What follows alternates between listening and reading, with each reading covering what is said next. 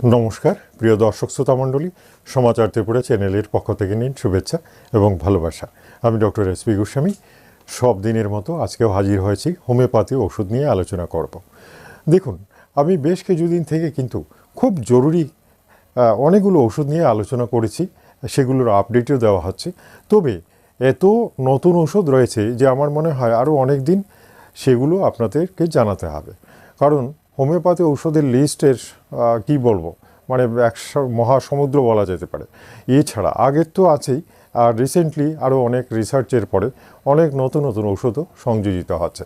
আসল ব্যাপার হচ্ছে হোমিওপ্যাথি যে কোনো বস্তু থেকে ওষুধ তৈরি করতে পারে, সেটা গাছের ফল হোক, একেবারে কাঠ হোক, ওষুধ হোক, অথবা কী বলবো একেবারে আলকাতরাই বলুন, আর তেল বলুন, আর মসুরির ডাল বলুন, আর গাছের পাকা ফল বলুন, সবগুলো থেকেই হোমিওপ্যাথি ওষুধ তৈরি করা যেতে পারে এবং সেটা অত্যন্ত কার্যকরী। মানে ফর্মুলাটাই আলাদা হোমিওপ্যাথির, এটা একটা চমৎকার সৃষ্টি। সেটার জন্যে কী বলবো, এটা হোমিওপ্যাথির একটা বিশেষ বৈশিষ্ট্য। এই জন্যে প্রতিদিনই নতুন নতুন ওষুধও কিন্তু সংযোজিত হচ্ছে এবং সেগুলো রিসার্চের মাধ্যমে মানুষের কাজে লাগানোর চেষ্টা করা হচ্ছে। ঠিক আছে, আজকে যে ওষুধটা নিয়ে আমি আলোচনা করব, আগেই বলে নিচ্ছি, এটা আমার মনে হয় হোমিও চিকিৎসা শাস্ত্রে সবচেয়ে কঠিন এবং সবচেয়ে ভয়ঙ্কর একটা ঔষধ। যে ওষুধটা না বুঝে কখনোই খেতে নেই, না বুঝে কখনোই প্রয়োগ করতে নেই। এটা খুবই সাংঘাতিক একটা ঔষধ। হ্যাঁ, তা সত্ত্বেও আপনাদের জানা দরকার, এবং যাতে ভুল করে হঠাৎ করে না খান সেটার জন্যে এই ভিডিওটা আমি তৈরি করেছি। খুব মন দিয়ে এই ওষুধটার সম্পর্কে ভালোভাবে জেনে নিন, কারণ যারা হোমিওপ্যাথি নিয়ে একটু নাড়াচাড়া করছেন বা হোমিওপ্যাথি শেখার চেষ্টা করছেন, ইভেন অনেকে কিছু কিছু ওষুধ ঘরে বাড়িতে রাখারও চেষ্টা করছেন, তারা যেন ভুল করে এই ওষুধটা অন্তত চট করে হাত দেবেন না। এটা কিন্তু আমি আগে সাবধান করে দিচ্ছি। আসুন, যে ওষুধটা নিয়ে আজকে আমি আলোচনা করব সেই ওষুধটার নাম হচ্ছে ফসফরাস। ফসফরাস ফসফরাস বারবারই বলা হয়েছে যে এটা, আপনারা তো জানেন কেমিক্যাল ল্যাবরেটরিতে যে ফসফরাস পাওয়া যায় অন্ধকারে যেটা জ্বলে, সেটাকেই হোমিওপ্যাথি টেকনিক্যাল বিভিন্ন প্রসেসের মাধ্যমে সেটাকে ঔষধ রূপে তৈরি করা হয়েছে। এই ফসফরাস কিন্তু মানুষের জীবনে অমৃত বয়ে আনতে পারে, অর্থাৎ রোগ বুঝে এবং রোগী বুঝে যখন এটা প্রয়োগ করা হয় তখন কি বলবো, মানে মানুষের মৃত্যুর হাত থেকে রক্ষা পাওয়ার সম্ভাবনা রয়। পৃথিবীর যে সমস্ত রোগগুলো মানুষকে খুব তাড়াতাড়ি মৃত্যুর দিকে নিয়ে যায়, সেই রোগগুলোই এই ফসফরাসটা ভালো করতে পারে। এবং এটা ভেরি সিরিয়াস, রোগী বলতে গেলে একেবারে অচল হয়ে যায়, বাড়িতে অসুস্থ হয়ে যায়। এখন কি কি লক্ষণ সেগুলো একটু বুঝে নেওয়া যাক। ফসফরাস সম্পর্কে জানার আগে এই ফসফরাসের প্রকৃতি সমস্ত কিছু আমি বলে দিচ্ছি। প্রথম ব্যাপারই হচ্ছে, বেশ কিছু লোক আছে খুব নম্র, খুব ভালো মানুষ, কিন্তু এরা শিল্পী বলুন, অভিনেতা বলুন, অনেকে এদের চেহারাও সুন্দর হয়, সেটা কালো হলেও সুন্দর হয়, ফর্সা হলে তো কথা নেই, লম্বা চড়া হন এবং খুব সুন্দর। কিন্তু এরা কি বলবো, অমিতাচারিতা, অর্থাৎ নিজের দেহকে অত্যাচারে জর্জরিত, সেটা সেক্স নিয়েই হোক বা যে কোনো কারণেই হোক, অনিয়ম করে সময় মতো খেলেন না, সেটাও তো একটা ব্যাপার, গ্যাস্ট্রাইটিস হয়ে গেল, অথবা যৌন অত্যাচার, যেটা অর্থাৎ শরীরের আর কি বলবো অত্যাচার যাকে বলা হয়, একেবারে সব শেষ করে দিয়েছেন, সেরকম মানুষদের ক্ষেত্রে ফসফরাসের দরকার পড়ে। অর্থাৎ সুন্দর মানুষটা একেবারে অনিয়ম করে, অত্যাচার করে শরীরটাকে একদম শুকিয়ে দিলেন। দূর থেকে দেখতে অনেকেই বারবার বলছেন, আপনি হঠাৎ শুকিয়ে যাচ্ছেন, আপনার কি হলো, আপনার চেহারা কত সুন্দর ছিল, আজকে আপনি একেবারে রোগা হয়ে গেছেন, আপনার হাড়টার সব বের হয়ে গেছে।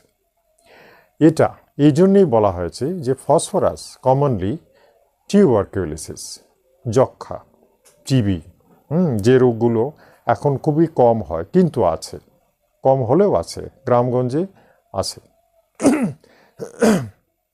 অতিরিক্ত ধূমপান, বিড়ি সিগারেট যারা খান, তাদেরও ধীরে ধীরে বুকে কফ জমতে লাস্টে শুকিয়ে যেতে শুরু করেন, টিউবারকিউলোসিস হয়ে যায়।